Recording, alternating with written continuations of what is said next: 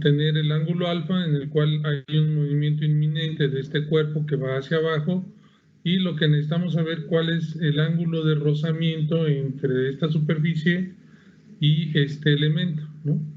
Entonces, precisamente eso está dado por esta relación que es tangente de alfa igual entre la fuerza y la normal, ¿no? Una fuerza tangencial y una fuerza normal, y la fuerza tangencial es paralela al plano de falla. Entonces, aquí lo que hace es igualar alfa igual a phi, por lo tanto, la fuerza resistente es igual a la normal, esta normal que está aquí, por tangente de phi, que en este caso particular es alfa. Y bueno, si ponemos... este concepto pues fue dado por Coulomb en el año de 1700. Bueno, él murió la condición de movimiento inminente. No, en el año 1707 y murió en 1836. Este ángulo alfa se iba a transformar en el ángulo de fricción que teníamos entre el bloque y el plano inclinado, con lo cual nuestra fuerza de roce iba a estar dada por la componente normal del peso por la tangente del ángulo de fricción. Si dividimos todo por el área del bloque, lo vamos a tener en función de tensiones y vamos a poder llegar a la primera forma de la ecuación de resistencia al corte de Coulomb. Bueno, señor, aquí debe haber un error, ¿no? Porque dice que el señor Charles Agustín de Coulomb vivió más de 130 años, ¿no? Pero, bueno, en este periodo fue donde surgió su teoría, ¿no? Aquí debió haber sido 1736, ¿no? Pero ya es una teoría bastante antigua, pero sigue siendo vigente, ¿no? En la actualidad seguimos utilizando esta teoría para poder evaluar la resistencia al corte en suelos, ¿no? Pues finalmente aquí dice que la resistencia al esfuerzo cortante es igual al esfuerzo normal por la tangente de phi, ¿no? Este esfuerzo se da dividiendo esta normal entre el área de contacto, ¿no? Entre estos dos elementos. En la cual los esfuerzos tangenciales tau que se dan en el contacto del bloque con el plano inclinado iban a ser iguales a la componente normal del bloque al plano inclinado por la tangente del ángulo de fricción que existe en la interfaz que teníamos del bloque con el plano inclinado. La ecuación que dedujimos en la filmina anterior es válida solamente para suelos puramente friccionales. Eso se da en la práctica para los suelos granulares. Habíamos visto que dentro de los suelos granulares nosotros podíamos encontrar las arenas y las gravas. Estas conclusiones también se pueden llevar a algunas situaciones reales. Por ejemplo, supongamos que tenemos el caso de una arena limpia y seca, como por ejemplo la arena que nos podemos encontrar en la playa, en la cual nosotros no tenemos ninguna fuerza de unión entre los granos. El máximo ángulo... Conceptos que hay que aclarar, ¿no? Por ejemplo, aquí de ecuación aparente, bueno, ya lo explicaba el ingeniero, nada más es cuestión de entender un poco. O sea, en suelos, vamos a decir, un poco granulares, arenosos con bastante arcilla, bueno, pues se va a generar una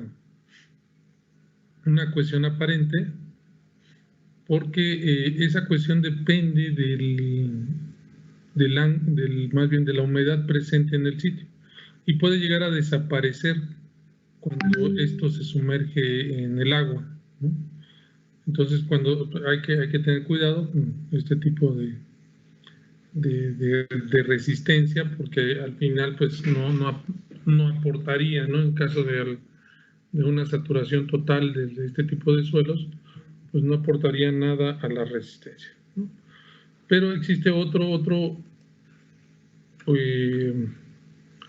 otro concepto que es la cohesión verdadera, en donde nos dice que la cohesión depende de el agua o de la fuerza del agua entre granos de arcilla, y esa la va a dar esta película de agua absorbida, absorbida, ¿ok?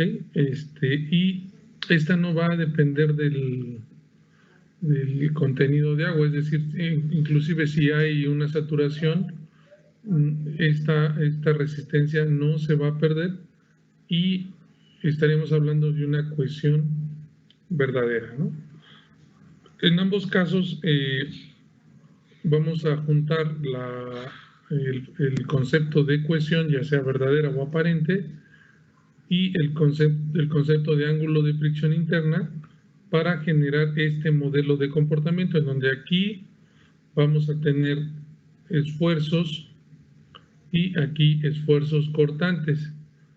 Y los esfuerzos cortantes van a ser igual a la cohesión más sigma por tangente de phi, ¿no? Donde sigma n, bueno, sería sigma n, que serían las fuerzas perpendiculares entre los granos del suelo, ¿no?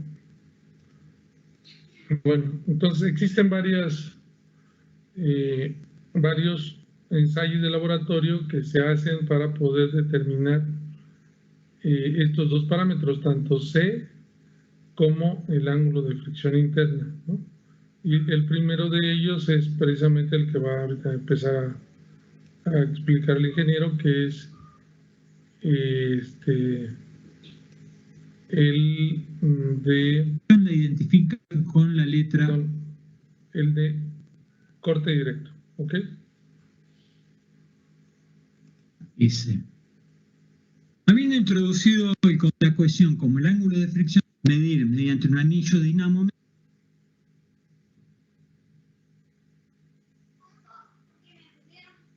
distintos valores de ángulo de fricción.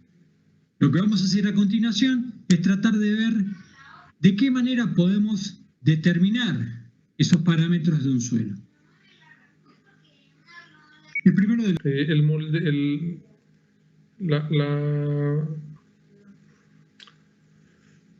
el ensayo se realiza y el remoldeo, la inserción, más bien la inserción del suelo en el molde se hace de manera similar, si ustedes recuerdan, a cómo lo hacíamos para poder meter en el anillo de una prueba de consolidación, ¿no? Más o menos así funciona, ¿no? Y bueno, pues regularmente se hace sobre muestras de suelo inalterada. Este tipo de ensayos es muy utilizado, sobre todo cuando se están haciendo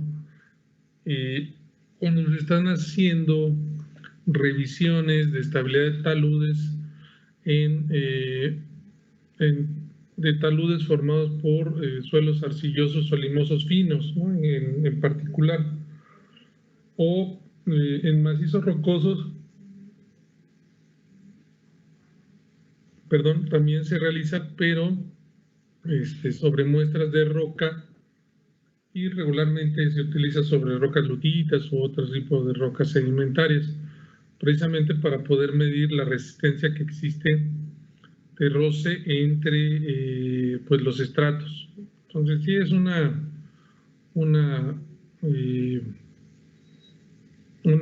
ensayo socorrido, ¿no? Aunque en México se prefiere utilizar el siguiente, que son los ensayos triaxiales, ¿no? En los ensayos triaxiales, bueno, lo vamos a ver un poquito más adelante, se dividen en tres fundamentalmente, ¿no? Que son ensayos UU, CU y CD. Bueno, cada uno va a obtener resistencias distintas, ¿va? Por decir algo. Si yo hago un ensayo UU a un mismo tipo de suelo, va a dar distinto a un ensayo CD y a un ensayo CU.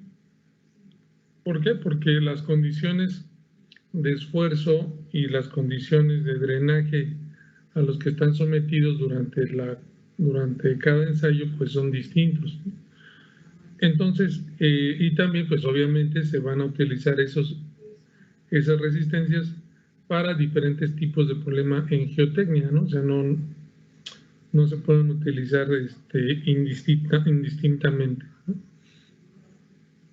Bueno, vamos a continuar la siguiente clase viendo el video. Y bueno, pues aquí lo que sería conveniente es